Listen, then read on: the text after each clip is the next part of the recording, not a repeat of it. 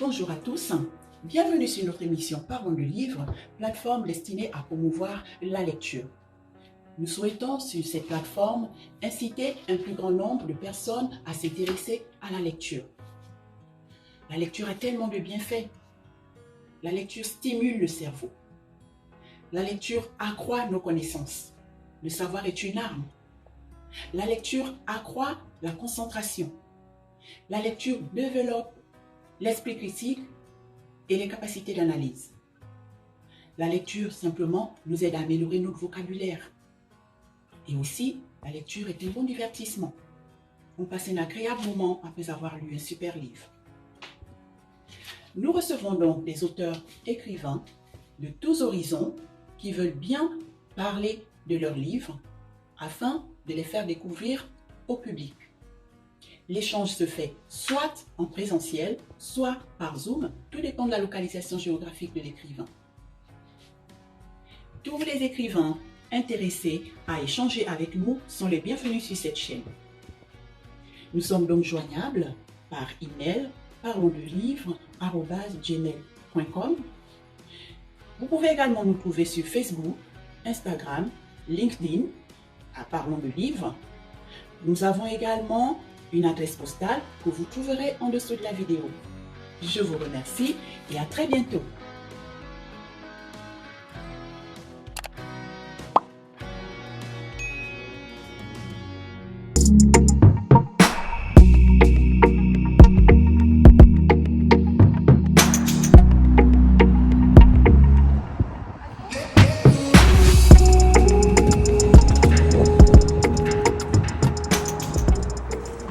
La dernière étape de notre visite est donc cette place, c'est la fameuse place à Dallas où le président John Kennedy a été assassiné. Donc la place se trouve juste derrière, si tu peux montrer, juste là derrière, voilà, c'est à cet endroit-là. Et puis le guide va donc nous expliquer, elle va nous raconter voilà, comment ça s'est passé. Je traduis. So, back when John F. Kennedy was elected, there was baby boomers. That means 50% of the population in the United States was 30 years or younger. John F. Kennedy was the youngest president in history, still is. And the thing is, he won within 100,000 votes. Now, what happened? He was only president for a year and a half or a little longer before he got assassinated. Now, what happened was this. Jackie was very depressed because she had a miscarriage. They were both very depressed, and so they went to Dallas to cheer themselves up. Now, John F. Kennedy, very people-oriented, a lot of charisma. He wanted to have the top down of the vehicle. Jackie did not, and the reason why we know so much about what happened that day is Secret Service Hill. Secret Service was actually Secret Service for Jackie and actually Secret Service for President Ford later on. Now what happened was that when they came down, they wanted a top down. By having the top down, there's no protective shield. John F. Kennedy, very charismatic. He wanted everyone to see Jackie, the beautiful, gorgeous Jackie, right? Lovely woman, I'm sure. And the deal is that he wanted everyone to wave, etc. So he was very people-oriented. Now what happened is that there are those who visit different countries. They have what's called an itinerary. And the deal is it's like a roadmap of everything that they're going to do. And they have Secret Service around because they may be well-known, etc. And it just makes sense. When you're traveling, a lot of people do this. So, but he's the president of the United States. So, what happened was JFK administration approved of itinerary, a roadmap, little music, and the deal is what happened was the JFK administration approved of the roadmap to be printed in a newspaper. Wow. So what that means, everyone knew where he was at. Now, he was a lot of charisma, people-oriented. Since there were so many people around, they were maybe going 5 miles an hour. Okay, there's all these people. So John F. Kennedy, lots of charisma. He would just step out of the vehicle and go in the crowd and shake hands with people. He was very people oriented. That's why he was elected. People really want to know about this young, charismatic president that we've never had before, right? So the thing is, he would shake hands with people in the crowd. But the thing is, Secret Service, he would do it spontaneous. The Secret Service didn't know because he just did it out of whim, right? So the thing is, if you're Secret Service, you cannot go forward. You're going to run over people. You cannot go back. You're going to run over people. And once again, everyone had, in the newspaper, everyone knew where he was going to be at. They were surrounded. That's why they were going just 5 miles an hour. However, that day, they had to go to a last-minute fundraising event. That last-minute fundraising event, there was 2 streets that was not printed in newspaper. They had to go on Houston Street, where we're on right now, and Elm Street, where we're going right here. So, there was 2 streets that they had to go. Now, when they went down here, all this was one way going forward. That's what. Yes. And the thing is that there were still people following them, not as much. So they were able to go regular speed, right? And then they went down Elm Place, turned around, and Oswald was at the Book of Poetry. That's the Sixth Ward Museum. That's where Oswald was at. And then the box that she has on here, let me show you. In that box, that's where Oswald was at. So when they turn around, that is where tragic history was happened. Now, what happened? You'll see later, when you walk, you'll see an X. The first X is where John F. Kennedy went down. Jackie's looking over him. They started speeding up because they were trying to get away. And the last X, that's near the underpass right there,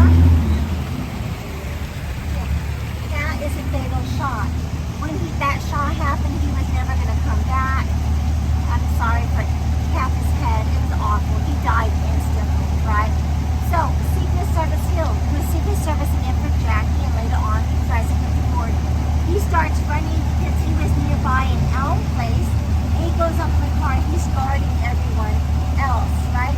And he's the one that talked about what happened that day, because he thought he had an obligation, because he lost a president, Jackie lost a husband, the kids lost a father, you can understand. And what makes it more tragic is that John F. Kennedy almost made it out to the underpass. They almost were safe.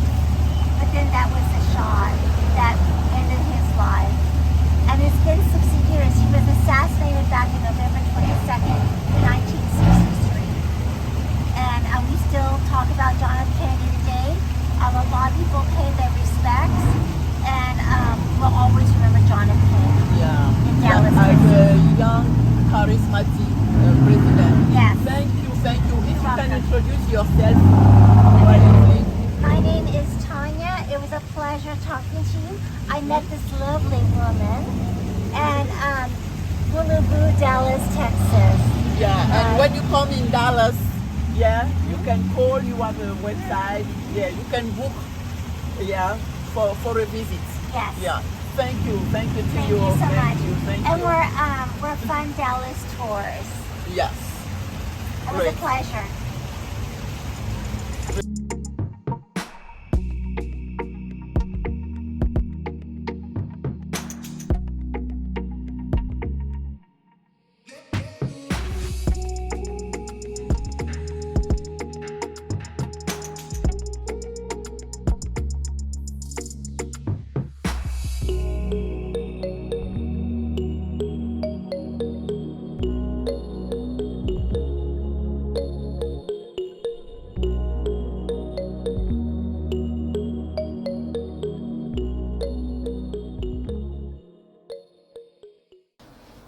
Voilà, mesdames et messieurs, nous venons donc d'écouter les explications du guide par rapport à cette tragédie du 22 novembre 1963 à Dallas. La tragédie, donc, l'assassinat du président JFK. Ce qui m'a vraiment touché dans les explications du guide, je ne le savais pas, c'est que quand elle a dit que la tête, ils ont éclaté la tête du président JFK, ça je ne le savais pas. J'ai voulu en savoir plus Alors j'ai commencé à lire, je me suis procuré à peu près 5 à 6 livres sur le malheureux événement. Et puis de toutes ces lectures, il y a deux livres en gros que j'ai retenus, qui m'ont vraiment interpellé. Le premier est donc celui que j'affiche, celui de Monsieur Hugh MacDonald. Monsieur Hugh MacDonald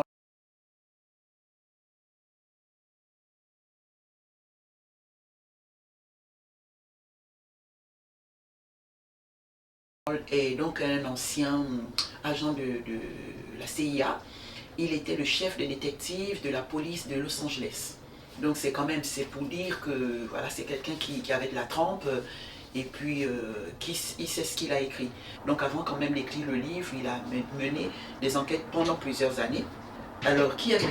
Hugh MacDonald? C'était un vétéran américain, très respecté, on dit très respecté dans le milieu des renseignements américains. Il donne donc sa version des faits dans ce livre, il donne sa version des faits de la tragédie après bien sûr avoir enquêté. C'est pourquoi il s'est décidé à mener une enquête. Après 8 ans, après 8 ans de l'événement. Il dit qu'un jour, un collègue on l'avait appelé, la CIA l'a appelé pour protéger un homme politique américain. Et pendant qu'ils étaient sur le terrain, un collègue, son coéquipier lui dit: je vais te montrer quelque chose. Ils arrivent, ils lui montrent l'immeuble en face du Depository Book. Vous savez, le Depository Book, c'est l'immeuble dans lequel se trouvait Oswald. On dit qu'Oswald avait tiré du 6e étage du Depository Book. Il a tiré sur le cortège du président. Enfin, il a tué le président depuis le 6e étage du Depository Book. Et donc son collègue lui dit: tu sais, c'est pas du Depository Book que le président a été tué, c'est de l'immeuble en face. Voilà, c'est donc de l'immeuble en face. Et il lui dit: ah oui, du 2e étage. Il dit: bon, écoute, oublie l'incident, oublie, je te le dis juste pour te dire, il faut faire attention, on va surveiller cette personne, mais tu sais, le danger, il peut venir de partout. Donc voilà. Il dit donc, depuis ce temps, depuis cet aveu de son collègue, il a décidé, il n'était plus en paix. Il voulait en savoir plus. C'est normal, étant lui-même le chef des détectives de police, il a mené une longue carrière quand même dans le renseignement et la CIA. Alors, il explique qu'en tant que personne membre de la CIA, vous savez, ils sont souvent appelés à faire des missions partout, un peu partout dans le monde. Donc, il a des personnes qu'il connaissait partout, au Guatemala. Il a commencé à envoyer des messages un peu partout. Pour avoir des tuyaux, puisqu'il sait, il mène des missions, lui-même le dit, il mène des missions partout dans le monde. Il a commencé par le Guatemala. Il a commencé à envoyer des messages à des personnes en disant qui aurait effectué une mission aux États-Unis en 1963. Voilà, si quelqu'un sait, envoyez-moi les tuyaux. Ils se connaissent entre eux, ils se connaissent. Donc au Guatemala, à Londres, et puis c'est 8 ans après qu'il a un tuyau, quelqu'un lui dit: oui, viens me voir à Londres, je pourrais te donner des informations. Donc il s'y rend, et il a dû s'y rendre au moins 3 fois avant qu'il ne tombe sur la bonne personne, parce qu'entre-temps, quand il arrivait, oui, j'ai trouvé la bonne personne, non, il n'est plus là, non, il est décédé, c'était ça, oh non, il paraît qu'il est malade. Bref, il faisait plein de va-et-vient, et finalement, au bout de 3 voyages ou 4 voyages, il tombe sur la personne qu'il surnomme dans son livre Monsieur So. Monsieur So, qui est, selon lui, le présumé assassin du président JFK.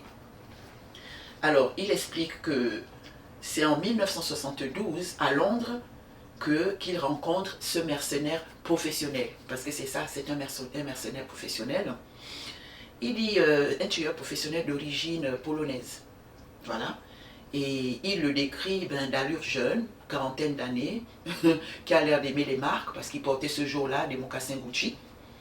Et un personnage froid qui en fait finit par lui raconter ce qui s'est passé, mais n'exprimant aucune empathie face à l'événement. Quand on comprend, c'est son travail, c'est un tueur professionnel. Donc effectivement, n'exprime aucune empathie, une vraie machine à tuer. Quant à Oswald, l'accusé, qui jusqu'à présent, on sait tous que c'est Oswald le responsable. Quant à Oswald, Il est décrit par M. MacDonald dans son livre comme un psychopathe, quelqu'un d'émotionnellement instable. Et l'assassin lui-même finit par, enfin le présumé assassin lui-même finit par lui dire qu'il était incapable de faire ce coup, Oswald, vu qu'il était émotionnellement instable. Donc voilà, le mercenaire se met à table, il se met à tout raconter. Je vous dirai ensuite point par point ce que le présumé tueur a raconté. Monsieur Saut déballe donc le fait dans les moindres détails, et Monsieur Hugh MacDonald dit dans son livre que Monsieur Saut décrit le récit de façon claire et fluide, sans point mort. Lui, en tant que agent de la CIA, patron des détectives de Los Angeles, il était expert dans les méthodes d'investigation. Il a d'ailleurs écrit un livre qui s'appelle The Psychology of Police Investigation. Il est donc qualifié, il le dit dans son livre, il est qualifié pour juger de la crédibilité d'un aveu. L'assassin lui avoue qu'il aurait reçu 52 000 $, pour commettre ce crime, pour faire ce sale boulot, alors qu'Oswald aurait reçu 100 $ et une fausse carte d'agent de la CIA. Parce qu'apparemment, on aurait fait croire à Oswald qu'il travaillait pour la CIA. Et que quand on l'a affecté au poste du 6e étage de Depository Book ce jour-là, il agissait en tant qu'agent de la CIA. Ce qu'il explique, c'est que il ne sait pas lui-même qui est le commanditaire de ce coup, et qu'il aurait eu affaire à un intermédiaire. Il dit que quelqu'un l'a contacté, il était en contact avec une seule personne, et cette personne chargée de lui donner des instructions. Donc, monsieur Hugh, à un moment, lui demande si il peut lui donner la description de la personne. Il a dit ah non, il ne peut pas le faire, parce que c'est un professionnel et que monsieur MacDonald le sait. Il n'a pas donné les précisions. D'ailleurs, quand il rencontre M. MacDonald dans cet hôtel, il lui dit « Vous me cherchez pourquoi? Je sais que vous me cherchez. Depuis des années, vous me cherchez pourquoi? Qu'est-ce que vous voulez faire? Qu'est-ce que vous pouvez d'ailleurs faire ?» Voilà, c'est dire à quel point la personne est puissante dans son milieu de tueur à gages. Voilà. Quand on sait effectivement comment ça se passe, hein, les mercenaires, ça me rappelle justement le fameux mercenaire qu'on appelait Bob Denard. On a tellement entendu l'histoire qui faisait des coups un peu partout et qu'on n'a jamais réussi à arrêter. Il dit ne pas connaître le commanditaire de ce plan diabolique. Par contre, il a rencontré environ 6 fois la personne qui était chargée de lui donner des instructions. Voilà. Donc il dit la première fois au Guatemala, la deuxième fois à Haïti, et le reste, voilà, les dernières fois, c'était à Londres. Il n'a pas souhaité effectivement donner la description de l'intermédiaire, hein, la personne avec qui il a fait des négociations. Par contre, M. MacDonald reste persuadé qu'il s'agit d'un de ses collègues de la CIA, de son coéquipier justement qui lui avait parlé de l'immeuble en face, du Record. Ça s'appelle le Records Building. C'est très intéressant de lire ce livre parce que M. Saut, le présumé assassin, il détaille le nombre de balles qui ont été tirées, combien de balles il a tiré, combien de balles Oswald a tiré, dans quelle partie du corps du président. On a tendance à oublier qu'effectivement, dans la voiture, il y avait le président JFK et sa femme Jackie Kennedy.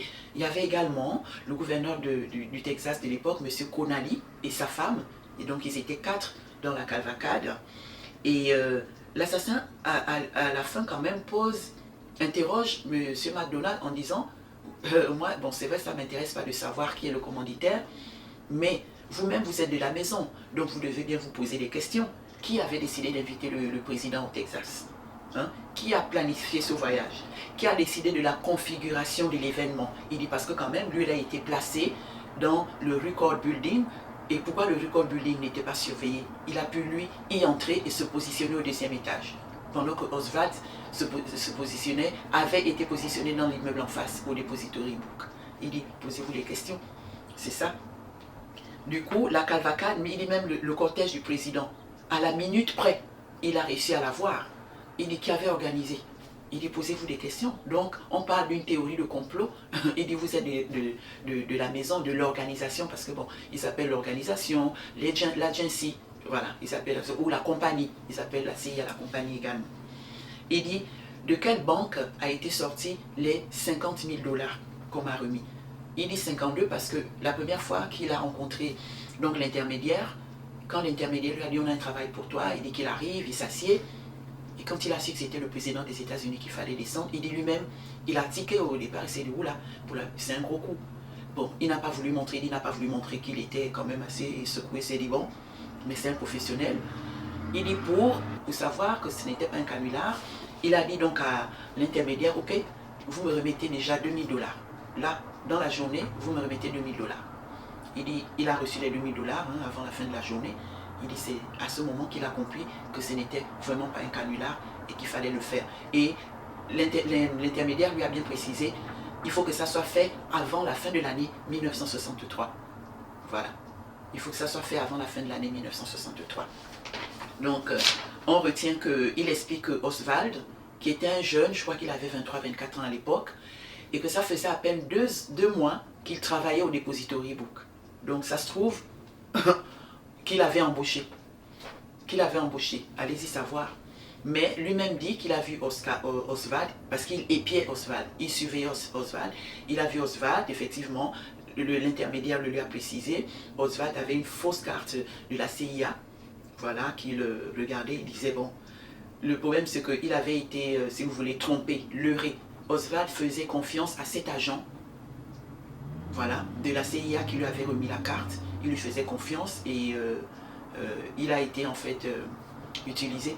C'était un bouc émissaire, voilà. Oswald avait donc été le bouc émissaire. De la même façon qu'un certain Jack Ruby. Jack Ruby était donc un patron de boîte de nuit au Texas. C'est lui qui a descendu Oswald. Quand Oswald a été arrêté, il a descendu Oswald au commissariat de police, devant des journalistes, devant la police, devant les caméras du monde entier. Voilà. Alors, maintenant, je vais vous faire le résumé de ce que l'auteur dit, parce que lui, en écrivant son livre, il s'est servi du rapport Warren. Vous savez qu'il y a eu 6 commissions chargées, effectivement, de faire la lumière sur ce crime. Mais bon, à la fin, tous ont dit que voilà, c'était bien Oswald. Mais M. McDonald, dans son livre, effectivement, met en juxtaposition tout ce qui a été dit sur le rapport Warren et ce que lui-même a découvert lors de son enquête. Donc, entre ce qui a été dit et ce qui se serait réellement passé selon le tueur. Je tiens à rappeler qu'il y a ce film, le film Zapruder. Le film Zapruder a été fait par un photographe présent sur les lieux lors de ce malheureux événement.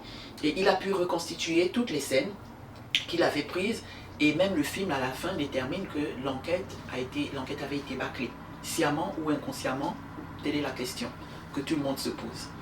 Alors, déjà, l'assassin dit à M. McDonough qu'il est furieux, de l'inefficacité des services secrets du président, qui aurait dû abattre Oswald. Parce qu'il dit quand il a reçu les instructions de cet agent, il n'a jamais donné le nom de cet agent, la personne lui avait dit, on prévoit que les services secrets vont descendre Oswald, mais au cas où ils ne le font pas, il va falloir que toi tu le fasses. Il va falloir que tu descendes Oswald. Et lui dit, franchement, Oswald, il s'attendait à ce que ce soit les services secrets qui le fassent, parce qu'il avait lui descendu le président, il fallait qu'il se dépêche pour sortir du territoire. D'ailleurs, il dit qu'en 2 heures, il était hors du territoire américain. En 2 heures après son coup, il était hors du territoire américain. Donc, le fait qu'il n'ait pas pu descendre Oswald et que les services secrets n'aient pas pu descendre Oswald, pour lui, il s'est dit qu'il est un loser. Voilà. Il est un loser dans la mesure où il aurait manqué de le faire comme prévu dans le contrat en cas de défaut des services secrets. Oswald est donc parvenu, Oswald est parvenu à quitter l'immeuble et rentrer chez lui, avant que quiconque ne lui règle son compte. Mais Oswald, comment on a arrêté Oswald? Oswald, en fait, est rentré chez lui. Et vu qu'il était émotionnellement instable, il s'est dit, oh là là, il était en fait convaincu que c'est lui qui avait descendu le président. Donc, qu'est-ce qu'il fait? Il décide d'aller au cinéma. Il va au cinéma, il devient violent, tout ça, il part, il agresse presque la personne qui vendait les tickets au guichet, il lui balance les sous sur le visage, et c'est cette personne qui en fait appelle la police en disant il y a quelqu'un d'agressif ici, voilà, qui m'a plus ou moins violenté, m'a balancé les sous sur le visage et tout ça. Et c'est dans le cinéma qu'on va arrêter Oswald. C'est au cinéma que l'on va arrêter Oswald, pas dans l'immeuble. Alors, Oswald, c'est finalement un certain Jack Ruby qui était un patron de nightclub, sorti dans de ses eaux, qui arrive tranquillement au commissariat, hein, vient tirer sur Oswald à bout portant, en plein commissariat de police, devant un parterre de policiers, de caméras et de journalistes. Tout incroyable que cela puisse paraître. Ça n'a pas suscité plus de polémique que ça, autour de l'éventualité d'un complot bien organisé. Alors, l'assassin confie à l'auteur que de sa planque, il avait sur son champ de tir le président et bien sûr Oswald, qui ne se doutait de rien. L'agent de la compagnie à qui Oswald avait fait confiance lui avait fait croire qu'il agissait juste pour semer la panique autour du convoi présidentiel. Et ça pourquoi? Parce que ils expliquent qu'en général, ces hommes politiques font toujours des difficultés, n'écoutent pas ce qu'on leur dit quand il s'agit de prendre des mesures pour leur sécurité. Et notamment, le président JFK ce jour-là ne voulait pas avoir une voiture toute fermée. Il tenait à avoir cette décapotable parce que c'était un président, comme vous avez écouté le guide, il aimait le peuple, il aimait être proche du peuple, c'était un jeune couple avec sa femme, un couple glamour, un jeune président. Voilà, il savait qu'il était aimé par le peuple, donc il aimait ce rapport très proche avec le peuple. Raison pour laquelle il n'avait pas voulu avoir une voiture couverte. Et on avait expliqué à Oswald que c'était juste pour s'aimer la panique autour du combat présidentiel, ce qui amènerait le président à cesser de s'exposer comme il aimait le faire. Le mercenaire dit donc à M. McDonald que 5 balles ont été tirées ce malheureux jour, 2 par lui et 3 par Oswald. Et qu'on aurait ordonné à Oswald de tirer juste les alentours de la voiture. Des coups ratés censés amener le président à prendre au sérieux et respecter les dispositions sécuritaires proposées. En fait, ce que dit l'assassin, c'est que de l'endroit où se trouvait Oswald, il ne pouvait pas avoir tiré des balles fatales. Oswald ne pouvait pas avoir tiré des balles fatales de l'endroit où il se trouvait. De même, il n'y avait pas de tir venant du soi-disant Grassy Knoll, pas de tir au devant de la voiture non plus, comme l'a affirmé le rapport Warren. Il y a des spéculations controverses, d'ailleurs démenties par certains photographes, et notamment le photographe qui a réalisé le film Zapruder. Voilà. Maintenant, je vais vous donner les détails de l'exécution selon Saul, le tueur à gages. Il donne les détails de l'exécution balle par balle. 5 balles ont été tirées ce fameux jour, affirme le mercenaire. Et les balles ont été tirées par l'arrière du cortège, pas par l'avant comme l'a affirmé le rapport Warren. Il dit ceci. Le premier tir d'Oswald frappe le sol à droite de la voiture du président. Le deuxième tir fut le premier tir du tueur qui pénètre le milieu du dos du président et ressort par sa gorge et sans briser un os, va terminer sa course dans les côtes du gouverneur du Texas, M. John Bowden Connally. Vous avez bien compris. Le premier tir d'Oswald frappe le sol à droite de la voiture du président. Le deuxième tir est le premier tir du tueur. Ce premier tir du tueur pénètre le milieu du dos du président, ressort par sa gorge et sans briser un os, va terminer sa course dans les côtes du gouverneur du Texas, M. John Bowden Connally, causant de sévères dégâts de sa cavité pulmonaire. Les fragments de la balle frappèrent le poignet et pénétrèrent la cuisse du gouverneur. Le troisième tir, donc le deuxième de l'assassin, atteint le derrière de la tête du président, éclatant tout le côté droit. Le quatrième tir, qui est le deuxième tir d'Oswald, alla échouer sur le trottoir à l'extrémité droite de la rue. L'assassin dit l'avoir vu toucher le sol. Le cinquième tir, donc le troisième tir d'Oswald, le tueur dit n'avoir pas vu sa direction car occupé à attendre la réaction des services secrets du président JFK et à se demander s'il devait lui anticiper les choses. C'est-à-dire descendre Oswald comme convenu avec son interlocuteur, au cas où les services secrets ne réagiraient pas. En définitive, Oswald réussit à quitter les lieux. Là, je vous ai résumé en fait tout ce que le présumé assassin, M. Saul, a raconté, enfin, tout ce dont parle M. McDonald dans son livre, selon les aveux de l'assassin. Maintenant, pour terminer, M. McDonald lui-même évoque 4 motifs d'assassinat politique. Tout le monde se pose la question, c'est tous poser la question, pourquoi l'avoir tué? Et de cette façon. Le premier, il dit, c'est souvent soit le meurtre par un cinglé, où la victime est condamnée à mourir sans autre raison que parce qu'il exerce une fonction politique. son glamour aide à creuser sa tombe. Deuxième raison, vengeance pour des torts, réels ou imaginés, contre des individus ou des groupes ayant des griefs. Le plus commun, c'est quand le détenteur de la fonction politique est assassiné parce que ses ennemis ne trouvent aucun autre moyen pour se débarrasser de lui. Quand le processus démocratique est brisé. Il parle de Jules César, Patrice Lumumba, Thomas Sankara, etc. Il dit, cette catégorie d'assassins se débarrasse d'un leader habituellement afin d'être remplacé par un groupe. Et c'est cette même catégorie qui élimine les politiciens considérés comme une menace pour l'establishment. Quatrième raison, le cas le plus sinistre, il dit, le plus effrayant, c'est l'assassinat de l'homme politique, parce que ses mesures politiques, son agenda politique ne vont pas dans l'intérêt des groupes puissants, multinationaux et nationaux. Il parle de Salvador Allende au Chili en 1973. Est-ce le cas également pour JFK le 22 novembre 1963? C'est à chacun de déduire. Voilà. Je vous ai donc fait le résumé de ce livre de M. McDonald. Voilà, The Assassination of JFK, The Assassination in Dallas.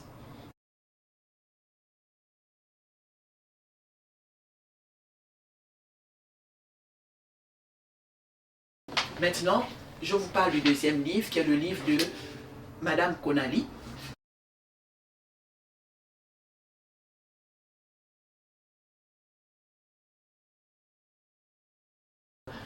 Qui a vraiment attiré mon attention parce que comme tout le monde, bon, je n'étais pas née quand ça s'est passé en 1963, mais après on a tous vu les images circulant de Madame Kennedy en train de monter, voilà, sur le coffre de la voiture.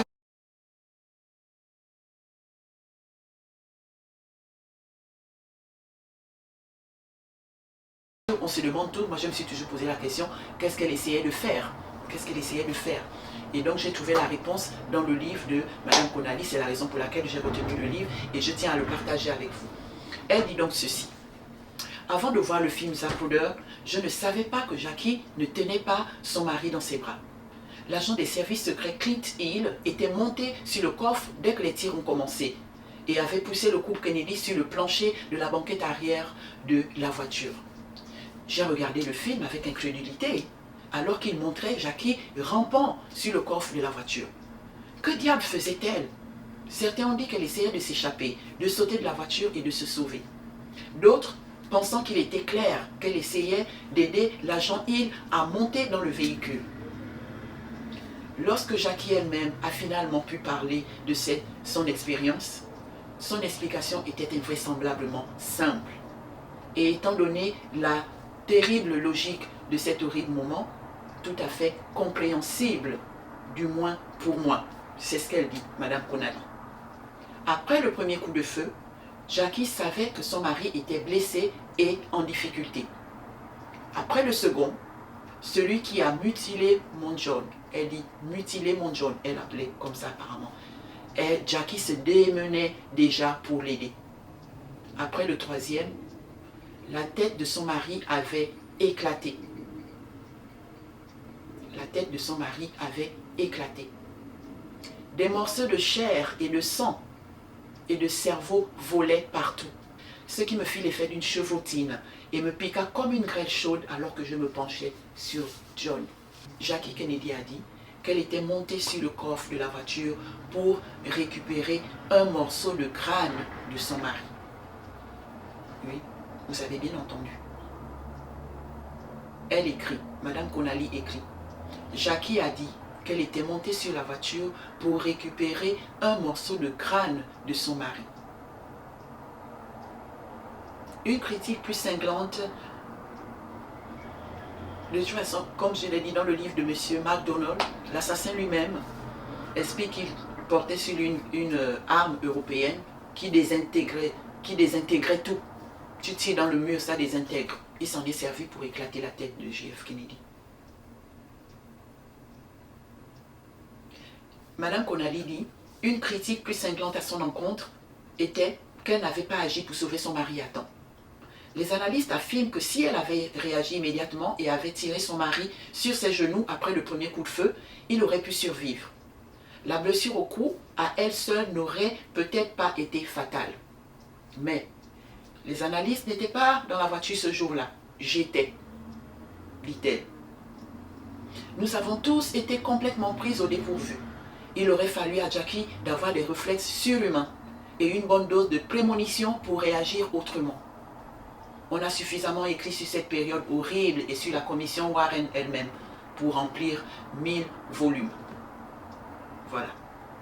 Donc, c'est pour cette raison que j'ai tenu à partager avec vous le livre de Madame Konali. C'est plus cette partie qui m'a intéressée dans le livre. Le reste, bon, elle parle de la commission Warren, mais je n'ai pas trop prêté attention parce que, contrairement à M. McDonald, qui est vraiment un expert en la matière, elle, je ne pense pas que...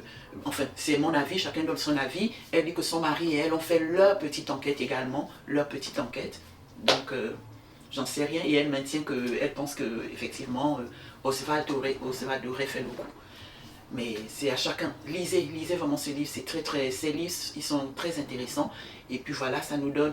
Moi, j'ai finalement eu la réponse à la question que je me suis posée. Je grandissais, gamine, je n'étais pas née en 63 quand ça s'est passé, mais on a tous vu après, c'est toujours dans les archives, on voit des images, Madame Kennedy dans un tailleur rose, grimpant sur le véhicule, on se demandait bien ce qu'elle faisait. J'ai donc eu la réponse à ça, et j'avoue que ce sont des récits touchants, poignants comme récit. J'imagine ce jeune couple, monsieur et madame Kennedy. Madame Kennedy a assisté à l'assassinat de son mari, un assassinat aussi brutal, aussi... vraiment, on ne le souhaite à personne. Quelles qu'en soient les raisons, c'est vraiment difficile. Voilà, mesdames et messieurs, j'ai donc partagé avec vous ces deux livres. Si vous êtes tentés de les lire, je vous mets donc les photos, vous les trouvez partout. Hein, voilà, vous avez les titres, si vous voulez les lire. Je vous remercie de nous avoir suivis. N'hésitez pas, abonnez-vous et puis envoyez-nous vos commentaires. Dites-nous quels livres vous voulez que l'on partage avec vous. Nous ferons un plaisir de les lire et de vous les résumer. Voilà, on se dit donc à très bientôt.